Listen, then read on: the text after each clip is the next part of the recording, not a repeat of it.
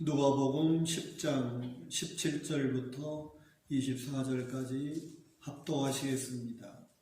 70인이 기뻐하며 돌아와 이르되 주여 주의 이름이면 귀신들도 우리에게 항복하더이다. 예수께서 이르시되 사탄이 하늘로부터 번개같이 떨어지는 것을 내가 보았노라. 내가 너희에게 뱀과 정갈을 밟으며 원수의 모든 능력을 제어할 권능을 주었으니 너희를 해칠 자가 결코 없으리라. 그러나 귀신들이 너희에게 항복하는 것으로 기뻐하지 말고 너희 이름이 하늘에 기록된 것으로 기뻐하라 하시니라. 그때 예수께서 성령으로 기뻐하시며 이르시되 천지의 주제이신 아버지여, 이것을 지혜롭고 슬기 있는 자들에게는 숨기시고 어린아이들에게는 나타내심을 감사하나이다. 옳소이다. 이렇게 된 것이 아버지의 뜻이니이다. 내 아버지께서 모든 것을 내게 주셨으니 아버지 외에는 아들이 누구인지 아는 자가 없고 아들과 또 아들의 소원대로 계시를 받는 자 외에는 아버지가 누구인지 아는 자가 없나이다 하시고 제자들을 돌아보시며 조용히 이르시되 너희가 보는 것을 보는 눈은 복이 있도다. 내가 너희에게 말하노니 많은 선지자와 임금이 너희가 보는 바를 보고자 하였으되 보지 못하였으며 너희가 듣는 바를 듣고자 하였으되 듣지 못하였느니라. 아멘. 434장입니다.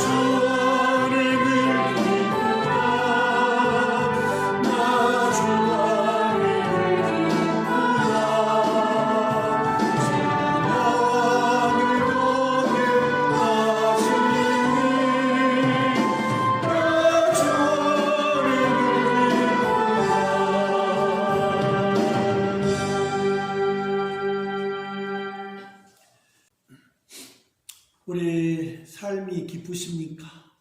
아멘. 네. 아멘. 너무나 어렵고 또 힘든 그런 코로나 전국에 기쁨이 사라지고 사람을 만날 수도 없고 친한 사람들, 보고 싶은 사람들, 또 부모님, 또 자녀들 맘대로 오고 갈 수도 없고 볼 수도 없는 이런 상황 속에 있습니다. 과연 우리가 얼마나 기쁨으로 살고 있는가 하는 것을 돌아보게 됩니다. 무엇을 인하여 우리가 기뻐해야 할 것인가 하는 것은 참 성도들에게 너무나 중요한 부분이라고 봅니다. 예수님이 지금 가시는 길은 예루살렘을 향해서 가시는 길이죠. 예루살렘으로 향하여 가시는 예수님의 발걸음은 고난과 십자가의 죽음을 향해서 나아가는 과정입니다. 그래서 10장 말씀부터 예수님이 계속해서 이제 예루살렘으로 올라가시면서 행하셨던 여러 가지 그 일들을 기록하고 있습니다. 그러한 예수님의 가시는 그 길, 우리가 쭉 말씀을 더듬어 보시면서 그 중에서 예수님을 만났던 사람들이 어떤 사람들인가? 수많은 사람들이 예수님을 보았겠죠. 그러나 성경 누가복음의 말씀에 보면 주님이 예루살렘으로 올라가시면서 만났던 사람은 단 두 사람입니다.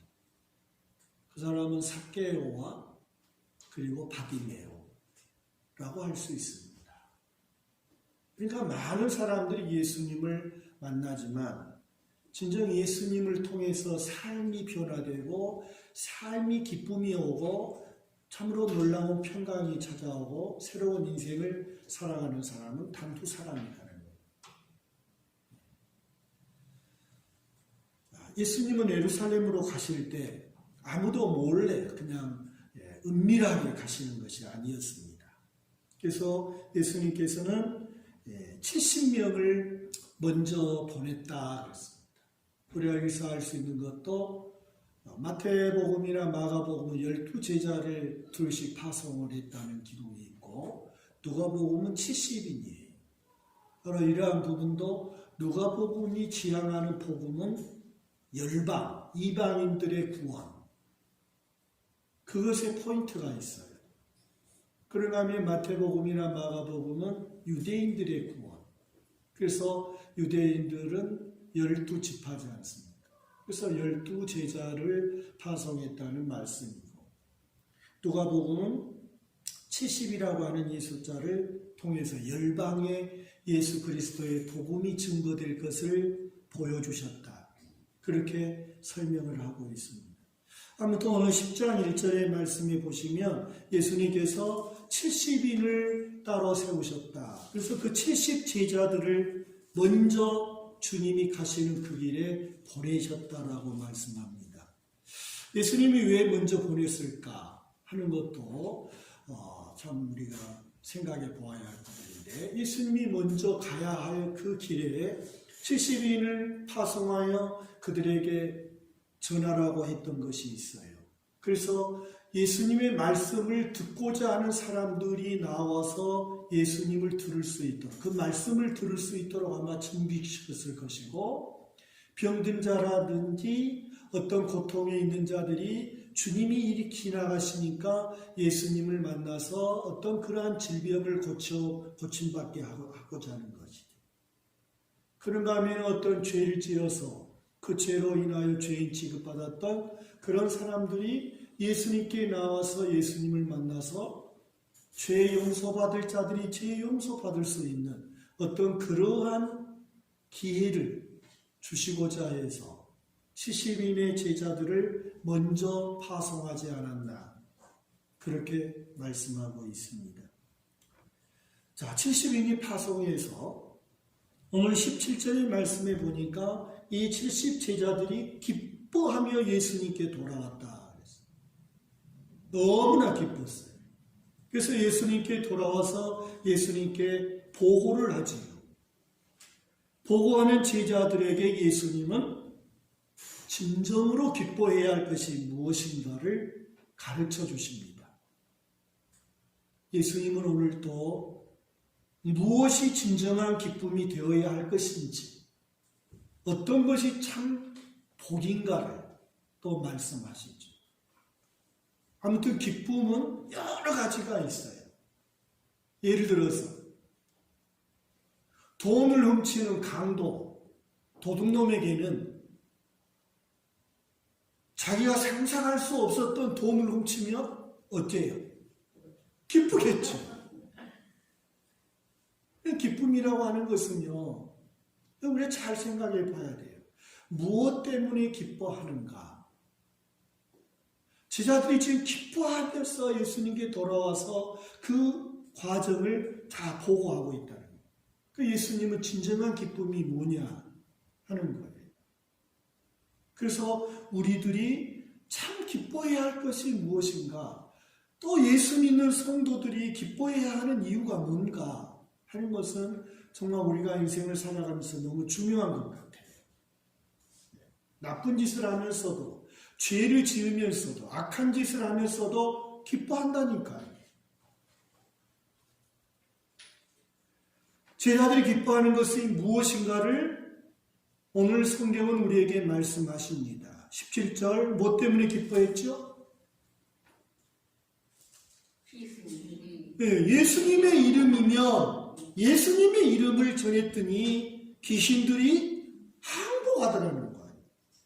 이야, 예수님의 이름을 전했는데 그 예수님 이름 앞에 귀신들이 굴복하고 항복하고 떠나가는 그런 역사가 일어난 거예요. 그러니까 제자들이 기뻐할 수밖에 없지요. 여러분 같으면 안 기쁘겠어요? 기쁘겠죠. 네. 악한 어두움의 권세에게 붙들려서 인생을 참 망가뜨리는 그러한 사람에게 예수 이름을 증거했더니 귀신이 떠나가고 그 사람이 온전하게 됐다면 안 기뻐할 사람 한 사람도 없어요. 그러니까 지금 제자들이 기뻐하는 이유는 놀라운 성공적인 어떤 결과 때문에 기뻐하는 거죠.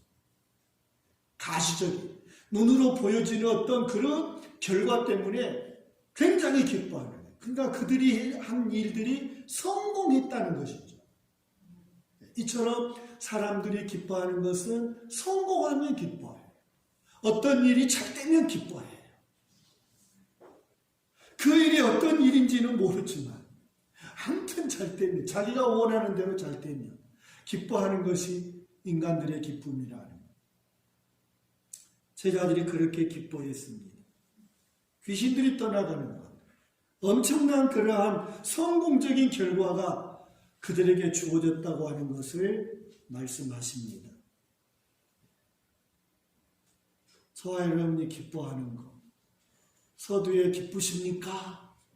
하는 그 물음이 과연 내가 뭐 때문에 기뻐하는가? 내가 계획하고 내가 생각하고 내가 원하는 일들이 이루어져서 기쁜가? 그게 다르지요. 우리가 기뻐하는 것, 제자들이 기뻐하는 것과 다르지 않았구나 하는 것을 볼 수 있습니다. 제자들은 기뻐하면서도 어떻게 이러한 일이 있었는지, 그들이 지금 귀신이 떠나가는 것을, 예수님 이름으로 귀신이 떠나가는 것에 대해서 너무나 기뻤어요. 그러나 그 기뻐하면서도 왜 이런 일이 일어났는가 하는 것에 대해서는 모르는 것 같아요.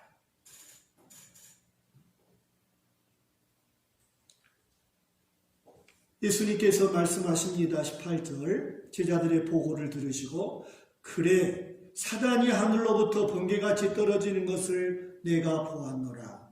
내가 너희에게 뱀과 정갈을 밟으며 원수의 모든 능력을 제할 권능을 주었으니 너희를 해칠 자가 결코 없으리라.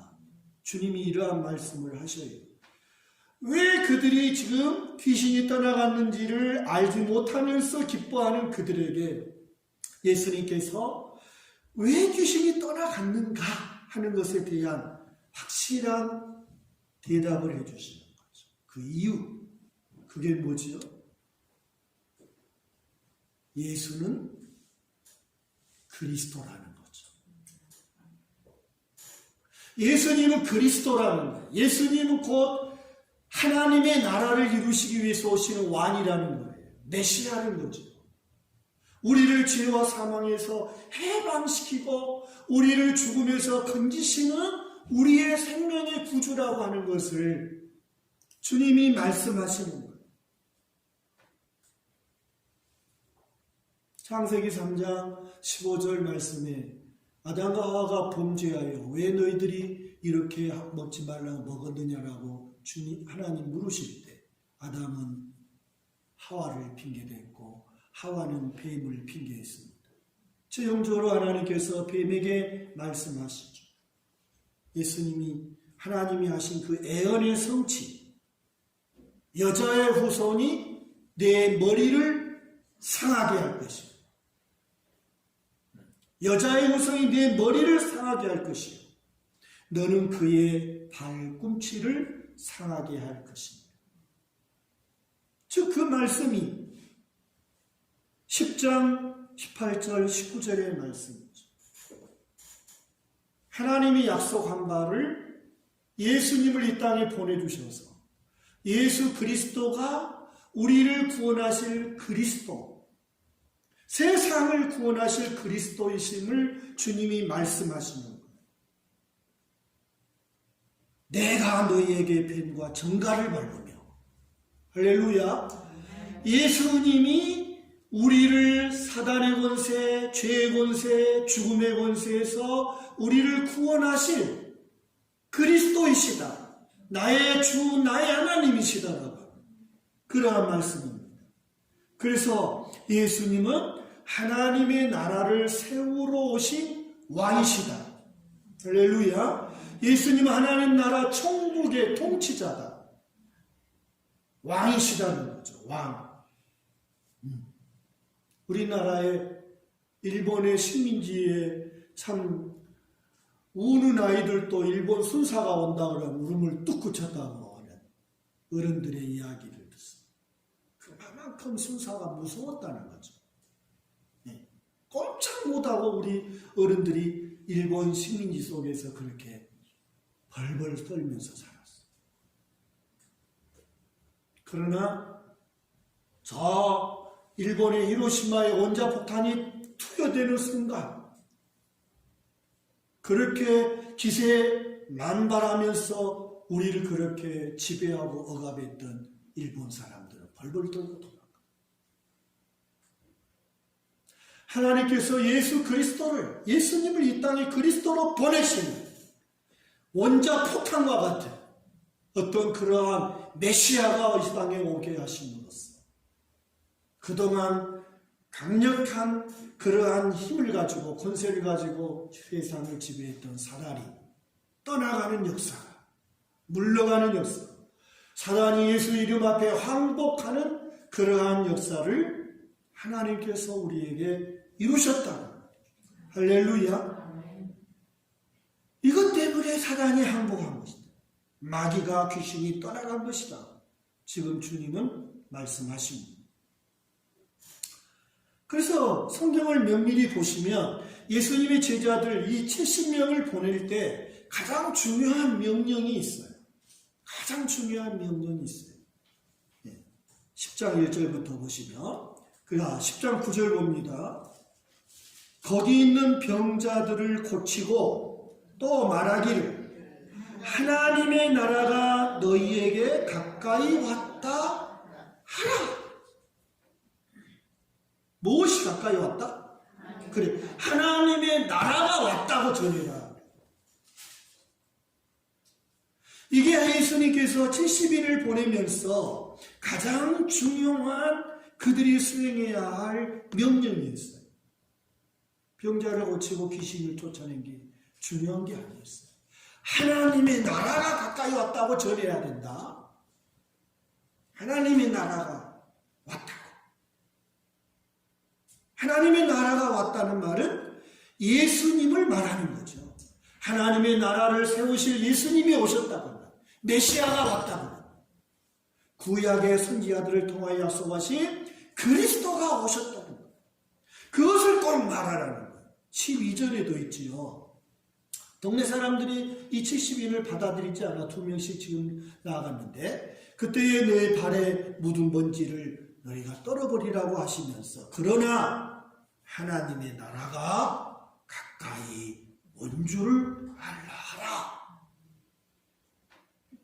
너희를 받아들이지 않고 너희를 배척한 그 사람들에게 아무 말도 하지 말고 그저 하나님의 나라가 가까이 왔다고 말을 해라.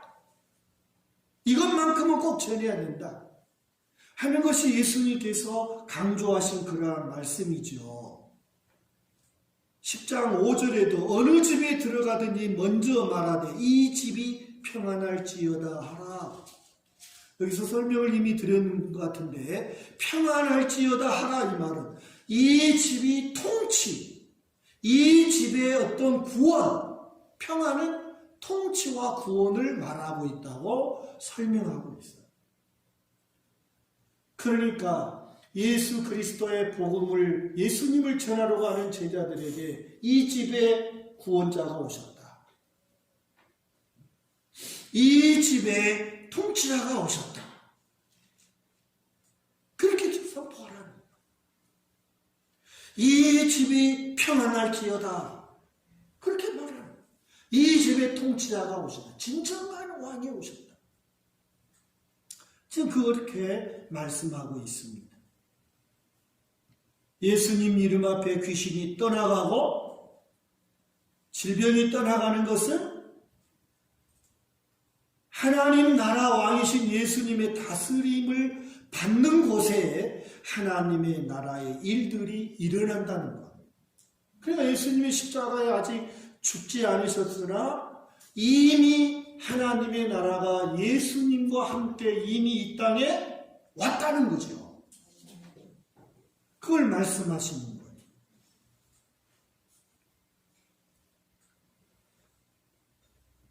오늘날에도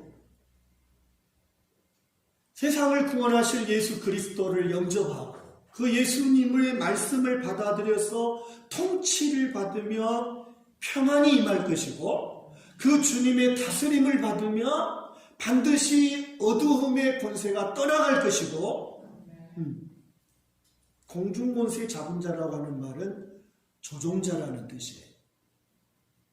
배우자, 배후에서 이렇게 조종하는 자, 그게 공중권세 잡은 사단이에요. 멀쩡한 사람이지만 마치 리모컨을 가지고 어떻게 이렇게 자기가 원하는 채널을 돌리듯이 어둠의 권세는 공중권세 잡은 자로서 조종자다. 끊임없이 배후에서 어둠의 권세가 역사한다는 것이죠. 20절 말씀 보십시오. 그러나 귀신들이 너에게 항복하는 것으로 기뻐하지 말고 너희 이름이 하늘에 기록된 것으로 기뻐하라. 끊임없이 어둠의 권세는 배후 공중권세 잡은 자로 악을 행하고 범죄하고 그렇게 조종하고 있다는 것입니다. 그러므로 우리가 예수님의 통치를 받는 것, 하나님이 보내신 예수 그리스도를 통해서 주신 구원의 진리를 받아들이고 순종하는 삶은 그렇게 중요하다. 어두움의 권세가 떠나가는 역사가 일어나는 그러한 하나님의 일이 드러나게 된다라고 말씀합니다. 반드시 알아야 할 하나님 나라에 대한 진리는 두 가지라고 할 수 있습니다.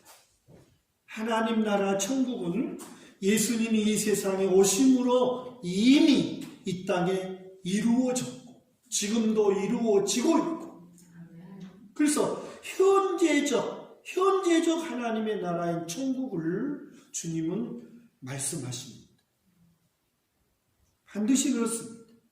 그래서 요한일서 3장 8절에 하나님의 아들이 나타나신 것은 마귀의 일을 멸하려 하십니다. 언제나 하나님 나라 천국, 하나님의 나라라고 했을 때 현재적 하나님의 나라가 지금 이루어졌고 또 지금도 이루어지고 있고 언제나 변함없이 하나님의 나라가 이루어지고 있는 현재적 하나님의 나라 천국을 반드시 누리시기 바랍니다. 또 하나는 뭐예요? 이 세상을 떠나서 하나님께서 예비하신 우리가 가야 할 처소, 장소적 미래의 장소적 의미의 하나님의 나라를 말씀하고 있습니다. 그래서 미래적 하나님의 나라의 천국을 말씀하시죠. 내가 곧 길이요 진리요 생명이니 나로 말미암지 않고는 아버지께로 올 자가 없다. 반드시 주님께서 우리를 위하여 예비하신 하나님의 나라, 그 미래적 천국을 여러분 우리는 분명하게 우리에게 주셨어요. 예수님의 통치를 받고 이 땅에 하나님의 나라를 건설하고 하나님의 나라를 이루시기 위해서 오신 그 주님을 내가 영접하고 그 예수님의 통치를 받고 그 주님의 다스림을 받아 살아갈 때 현재적 하나님의 나라가 이루어질 것이며 미래적 하나님의 나라가 약속되어 있음을 믿습니다. 통치받는 것이 그렇게 중요해요. 누구의 다스림을 받느냐라고 하는 것은 너무나 중요해요. 예를 들어서 대한민국 사람이 미국 바이든 대통령의 통치를 받는다면 그 사람은 대한민국 사람이 아니죠. 미국 너무 멀지요. 대한민국 국민이 저 북한의 김정은의 통치를 받는다면 대한민국 사람이 아니죠.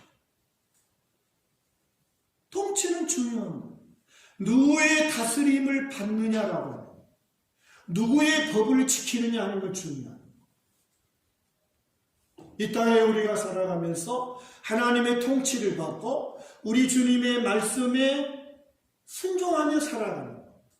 그 법을 지키며 살아가는 것은 오늘 우리가 하늘 백성, 하나님의 자녀라고 하는 것을 가르쳐주는 사실입니다. 우리가 예배하는 것도 이미 이루어진 하나님의 나라를 나에게 주신 하나님을 감사하고 찬양하는 것입니다. 더불어서 힘들고 어려운 사람들을 위로하고 격려하고 그들을 위해 기도하고 하나님의 나라의 백성들이 함께 하나님의 뜻을 이루어가는 이것이 우리의 예배 공동체, 이것이 교회라 하는 것을 말씀하십니다. 두 번째로 예수님이 소개한 기쁨이 무엇인가? 예수님이 진정한 기쁨이 어떤 것이냐? 그것은 20절 말씀이지요. 너희 이름이 하늘에 기록된 것으로 기뻐하라. 귀신이 너에게 항복하는 것으로 기뻐하지 말고 내 이름이 하늘나라에 기록된 것으로 기뻐해라. 여러분, 성도의 기쁨은 어떤 성공적인 그러한 일 때문에 기뻐하는 것만은 아니다. 어떤 일을 크게 이루었기 때문에 기뻐한 것만은 아니다.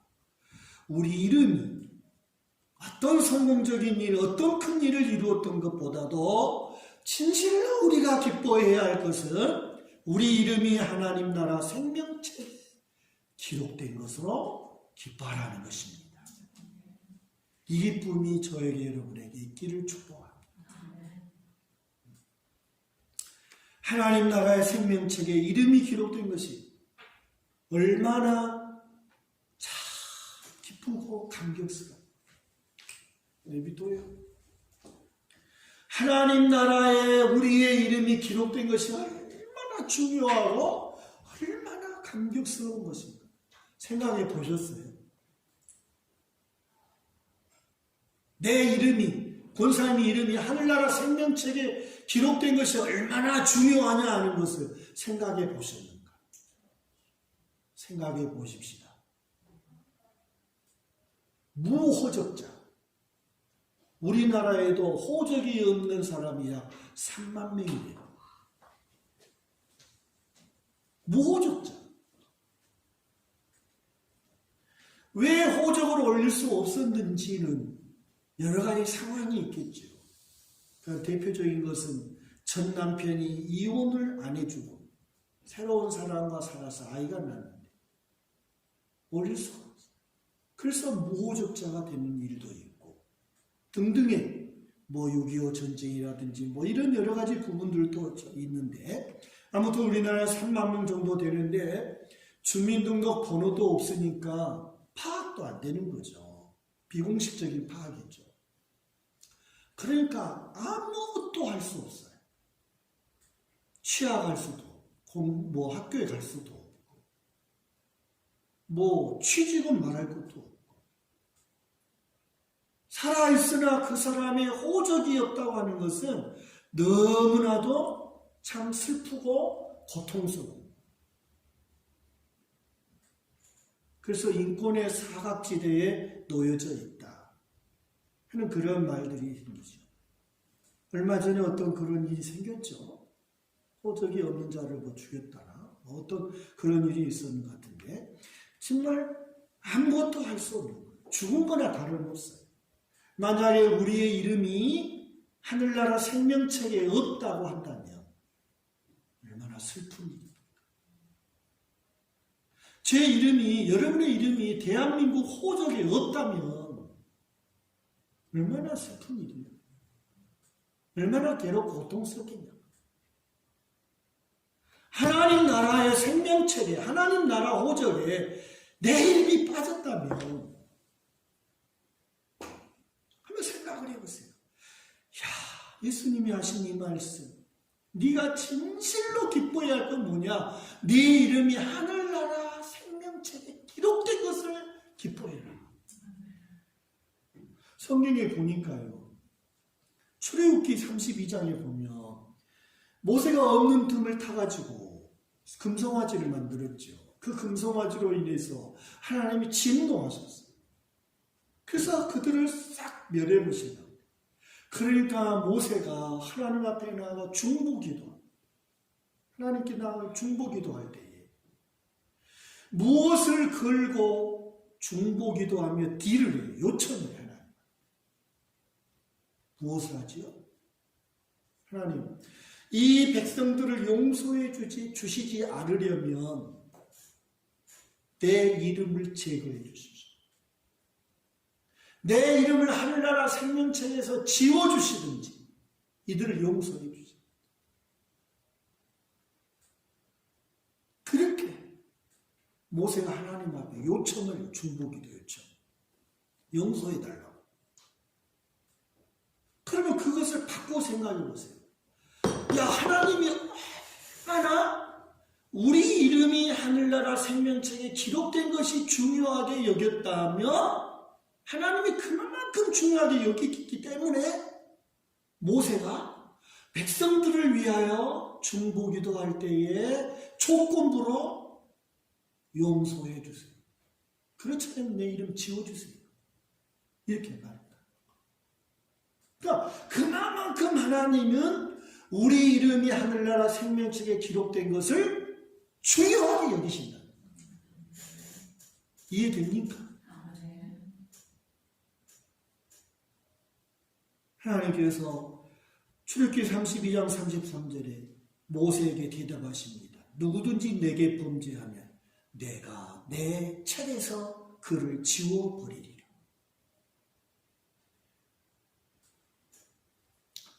빌보 4장 3절에도 바울 사도는 그가 복음을 전할 때 함께했던 그 동역자들과 그 복음에 함께했던 빌립보 교회 성도들을 향하여 우리의 이름이 생명책에 있다고 말씀합니다.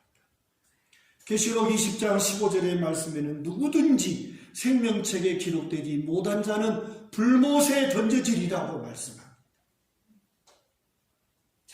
하나님이 정말 저와 여러분의 이름이 하늘나라 생명책에 기록된 것이 우리 하나님께는 너무나도 중요하다는 것. 너무나도 중요해요. 그런데 우리는 하나님 나라 생명책에 기록된 것을 인하여 기뻐하지 못하고 그걸 소홀히 여겼다. 야, 내가 얼마나 어리석은 자, 무지한 자인가. 권사님 이름이, 집사님 이름이 하늘나라 생명책에 기록된 그것을 하늘나라 생명책에 기록하기 위해서 우리 하나님께서 얼마나 많은 은혜를 베푸시고 하나님이 얼마나 많은 하나님의 능력으로 역사하시고 그렇기 때문에 하나님은 우리 이름이 하늘나라 생명책에 기록된 것을 그렇게도 중요하게 여기십니다. 우리가 이것을 마음에 진정으로 내가 기뻐해야 할 것이 무엇인지를 우리는 깨닫고 진실로 하나님께서 나 같은 것을 구원해 주신 은혜를 감사하고 찬송할 수 있기를 축복합니다.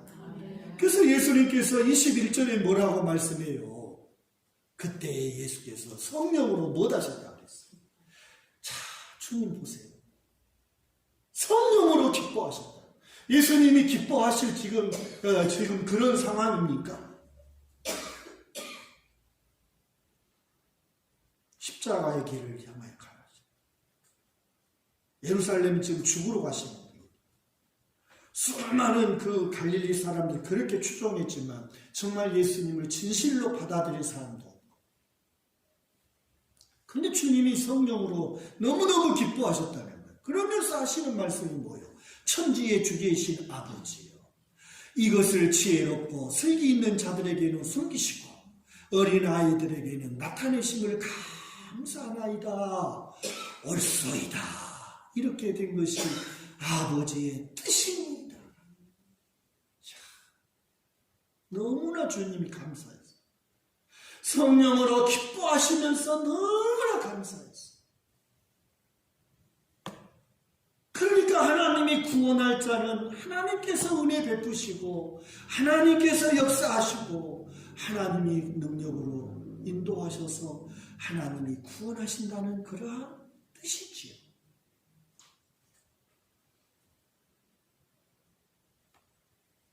스스로 지혜 있고 똑똑하다고 생각하는 사람들, 그런 사람들이 이 21절에 말씀하고 있는 지혜롭고 슬기 있는 자들이죠. 자기 머리를, 자기의 똑똑함을 내세우면서 이 땅에 우리를 구원하러 오신 예수님을 배척하는 그런 사람. 이런 사람들에게는 하나님 나라의 생명책에 기록된 우리 이름이 기록되는 이것을 무시하고 그런 자들에게는 숨겨져 있다. 그런 자들에게는 하나님이 감춰. 그런 말씀. 우리가 꼭 기억합시다. 여러분, 인간에게는 하나님이 인간을 구원하시는 이 진리를 이해할 수 있는 머리가 없다는 사실. 어떤 인간도 하나님의 구원의 진리를 이해할 수 있는 사람은 단 한 사람도 없다.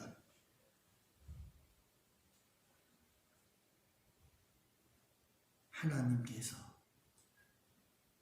은혜 주시고 하나님이 역사하시지 아니하면 아무도 나 같은 죄인이라고, 내가 죄인이라고 하는 사실을 깨닫고 내가 죄인이기 때문에 하나님의 도움이 필요하다라고 하는, 예수님이 나에게 필요하다라고 하는 이 구원의 진리를 받아들일 수 있는 사람은, 인간에게는 그것을 이해할 수 있는 사람은 한 사람도 없다.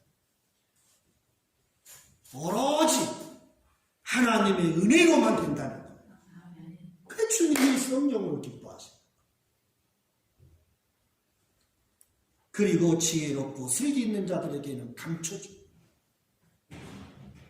어린아이들에게는 나타내심을 감사한다. 어린아이는 누구지요? 하나님의 진리를 그대로 받아들이는 사람을 뜻하죠. 어린아이는 혼자 힘으로 살 수 없는 존재입니다. 어린아이는 그 누구의 도움을 받지 아니하면 살 수 없는 존재예요. 그래서 누군가의 그런 그를 의지해야 하는 사람. 그게 어린아이. 그러니까 이 어린아이는 혼자 힘으로 살 수 없는 사람이기 때문에 누군가를 의지해야 살 수 있는 사람.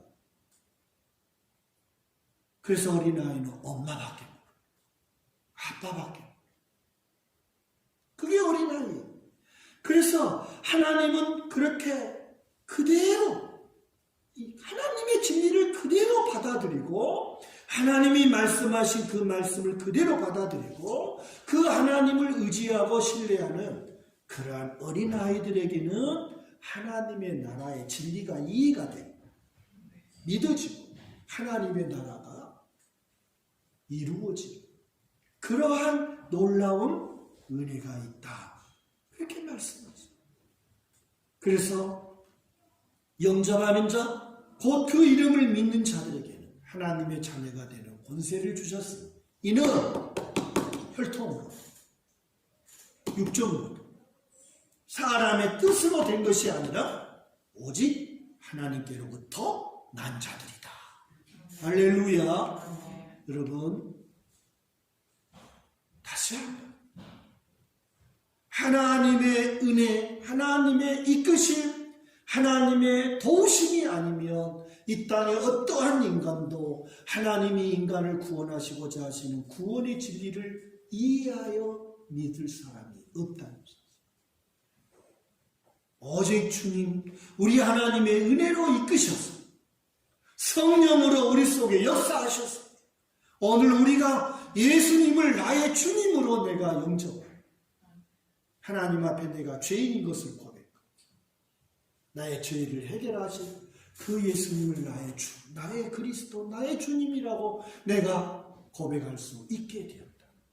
주님은 이것을 기뻐하시고 주님은 이것을 하나님께 감사했다. 옳소이다. 이러한 말씀을 오늘 우리에게 주십니다. 하나님의 나라의 이름이 기록될 수 있는 이러한 구원의 은혜는 남녀노소 신분 지위 지위를 막론하고 다 열려져 있어요. 누구에게나 다 막론하고 하나님 나라의 생명책에 이름이 올려질 수 있는 그러한 구원의 은혜는 모든 사람에게 다 열려 있습니다. 그러나 스스로 지혜롭고 스스로 똑똑하다고 생각하는 사람에게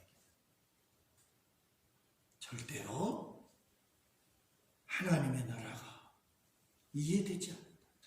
믿어지지 않는다. 안 보인다라고 말씀하시고 있습니다. 나 같은 죄인을 상대해 주신 하나님의 은혜에 우리는 감사하고 나를 구원하기 위해서 하나님이 얼마나 많은 은혜를 베푸시고 하나님이 얼마나 많은 그러한 이끄심과 도우심이 있었는가. 그렇기 때문에 하나님께서 내 이름이 하늘나라 생명책에 기록된 것이 그렇게도 중요하게 생각하십니다. 그것을 인하여 기뻐하라. 예수님이 저와 여러분에게 말씀하셨습니다.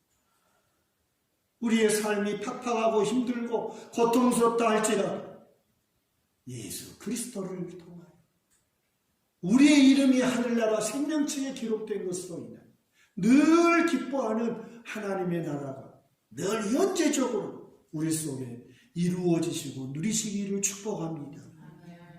23절, 24절 그 뜻을 아시겠습니까? 22절도 중요한 내용이죠. 오직 하나님만으로만 된다는 거예요. 22절. 23절 제자들을 돌아보시며 조용히 이르시되 너희가 보는 것을 보는 눈은 보이도다 하시면서 내가 너에게 말하는 많은 선지자와 많은 임금이 너희가 보는 바를 보고자 하였으되 보지 못하였으며 너희가 듣는 바를 듣고자 하였으되 듣지 못하였다. 누구를 말하는 거야? 누구를 보고 싶어서 선지자들이? 그렇죠.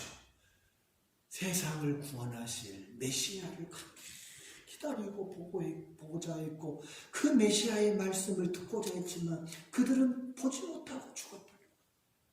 그러나 지금 제자들은 그 예수님을 보고 있다. 그 예수님의 말씀을 듣고 있다. 너희가 진짜 복 있는 자다. 할렐루야.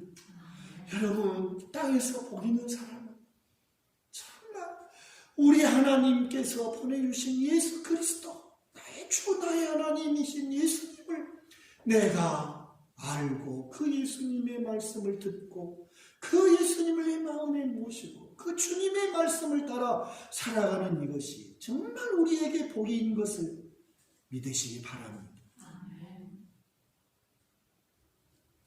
한때 전쟁에 있던 목사님이 돌아가셨다고 저는 문자가 왔어요.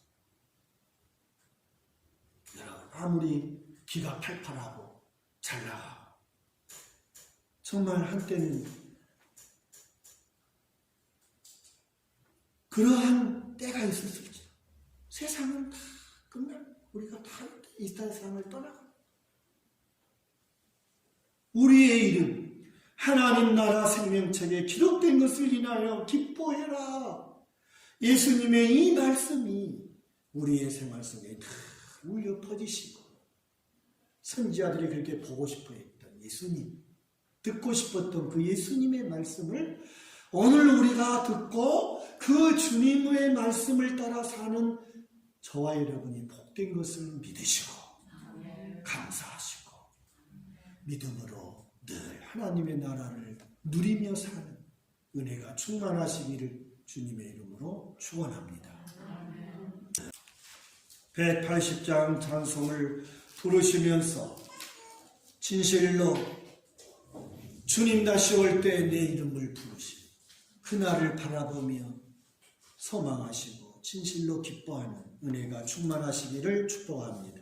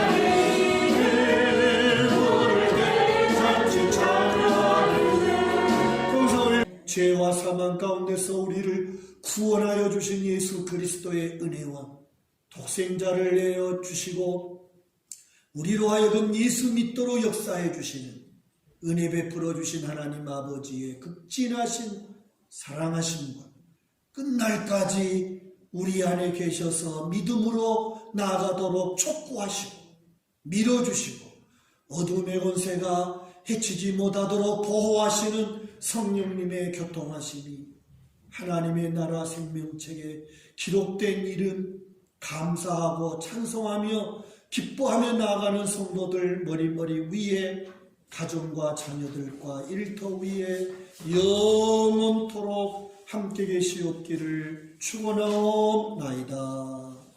아멘.